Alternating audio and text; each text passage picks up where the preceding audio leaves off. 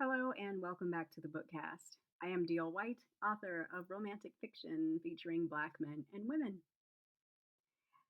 Before I begin today, I want to remind you to follow my blog at booksbydlwhite.com/blog. You can also follow the Bookcast there at /bookcast. I will have basically the latest and greatest there. If you're ever looking for information on this or any of my other books, I try to post it there. If you're not subscribed to my newsletter, I don't put one out too often. I try to reserve those for when I have something big to say. But when I decide on a release date for the Never List, I am going to publish it to the newsletter first. So you can reach that by hitting booksbydlwhite.com/newsletter and signing up for that. I call it the occasional update because it is the occasional update. See what I did there? Whatever, I'm funny. So, a little reminder before I begin these pieces are unedited. So, what you hear today may not be what you hear in final copy. In fact, I'm planning on doing a lot of brightening and tightening, slicing and dicing so that this book flows really well and it's nice and tight for readers. But I also like to be a tease, and so I'm posting these. Welcome to another sample. Trey and Esme are super fun. I am really enjoying writing their story. Hope you love this little taste of them. So let's begin. Order whatever you like, I told her, as soon as the hostess seated us at a small table in the corner of Christopher's, a casual breakfast and lunch diner with locations around the city. I'd frequented all of them. You eat breakfast, right? Yes, I eat breakfast. She laughed, picking up the laminated oblong menu, although I'm more of a Ria's Bluebird girl. I knew the place.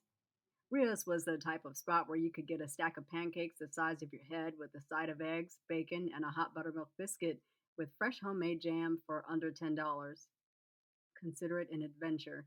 I'm starving, which is unusual for this time of day, but I eat when my body asks for food. I watched Esme in my peripheral vision. She studied the menu section by section, item by item. Meticulous, this woman. She scrutinized the menu like it was a contract. I've had everything here. The food's good. That's one of the reasons I come here a lot. What are you in the mood for? Um, she laid the menu down on the table and lowered her hands to her lap. Honestly, I'm out of my element. I'm wondering why we are ordering breakfast instead of working. Miller is paying a pretty penny for my time. Don't worry about Miller's pennies or your timesheet.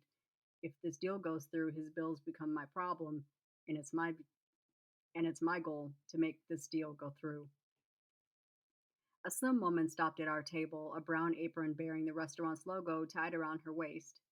Did y'all have time to check out the menu? She asked, a southern twang accenting her husky tone. Any questions? I glanced at Esme. She shook her head. I'm not actually hungry. Go ahead and order. Can I get you some coffee? Asked the waitress. Esme nodded. I placed my order for a breakfast skillet with steak, eggs, and fried potato with a glass of orange juice. She rolled her lips inward, then took a long, slow look around the homely, country style restaurant. It wasn't much to look at, but I ate at Christopher's for the food. Tell me why we're here, Trey. I will. First, though, let's talk about that piece of paper that fell out of your bag the other night when you left the office.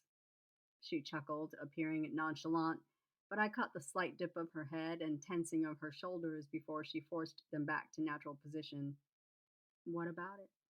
Is it a list of stuff you want to do, like a bucket list? Bucket lists are morbid, but similar. It's a never list. Things I've never done. I want to make a huge dent in that list before I turn 40 next month. What's it to you? What's it to you? You're defensive and evasive about it. You're unusually curious about something that isn't your business. True, I acknowledged. But it is important to you. Am I correct? After a beat, Esme nodded. You are correct. So, why do you have a list of things you've never done that you need to? I mean, not why do you have a list, but I splayed my hands out, palms up. Why is there a list? It's a long story. I love a long story. I've got nothing but time, just waiting for my breakfast. Trey, she sighed, thrusting herself back against the chair and rolling her eyes to the ceiling in very dramatic fashion. Maybe I don't want to talk about it with a stranger. I spent more time with you than I spent with my mother this week. We are not strangers. Okay, let me be more succinct. I don't want to talk about this with you. Ah, I nodded. Now we're speaking truth. What if I say that I'm interested in helping you clear up that list? Esme froze. The temperature between us, which had been rising to a comfortable level, dropped like a rock. You're interested in what? You heard me. Let's knock some items off of your list. Esme tried to speak, but her lips flapped and no sound came out. When her eyes rose to mine, they were blazing, her bottom lip trembling. Please tell me that this isn't your cute way of offering to fuck me so that I'll give in to all of your concessions on this contract. Tell me that, Trey, so I don't have to beat you upside the head with my damn purse. Okay, this isn't my cute way of offering that. My brain flurried with thoughts, rolling my words back to me, analyzing each syllable. I hadn't said that at all. Why would you assume that was what I meant? You said you'd like to help me knock some items off my list. Yeah, so you think I'm the type of person to ask for sex to get what I want? This, this is what you think I'm about? You saw the list, Trey. I saw two items. You threw your little tantrum and snatched it back before I could see more. So, what's on none of your business? She snarled, her top lip curled. Gratefully, the waitress took that moment to bring Esme a sunny yellow ceramic mug and poured a steaming cup of coffee. She rambled about the progress on my breakfast skillet, either not catching the thick blanket of tension over the table or not caring about it before leaving packets of cream and sugar and bouncing away. Look, I apologize, I blurted. I didn't mean to insinuate that you should sleep with me for contract concessions. That wasn't what I was trying to say. What were you trying to say then, Trey? I was trying to say that maybe we can help each other out. For every item that I help you cross off your list, you help me cross off one of mine. I need Miller to do some serious retooling of his proposal. He's in his feelings about his company, and his numbers don't make good business sense. You have his ear, and he trusts you. And you think that helping me clear my list will mean so much to me that I'll walk into Miller's office and fight for what you want. Not in so many words, but if he budges even a little bit on half of the items that I need him to revise, I'll consider it a victory. This sounds very close to illegal, Trey. Esme stirred cream and sugar into the dark brew and lifted the mug to her red-tinged lips. She sipped, then smiled, hummed a beautiful tone from the bottom of her throat, and sipped again. I know it sounds unseemly, and I don't mean it to be. I wanted it to be more of an incentive, a little give and take, some back scratching. I'm not asking you for sexual favors. She didn't say another word for a few minutes, sat there and sipped coffee and stared at the empty sweetener packets next to her mug of coffee. There's no way she didn't hear me, so I didn't repeat the statement. I prided myself on being a patient man, so I waited her out. She ended the long pause by asking, why does it even matter to you? Being honest, if it wasn't a big deal, you'd have told me to throw it away. You almost beat my ass to get it back. It matters to me because it matters to you. And I'm hoping that if I go out of my way to help you with this, that you'll go out of my way to help you with this contract, she finished. I nodded, then leaned back as the waitress arrived to set a sizzling dish in front of me. The scent of a medium rare steak, crisp potatoes, toast, and two fried eggs wafted from the mini cast iron skillet, making my stomach rumble.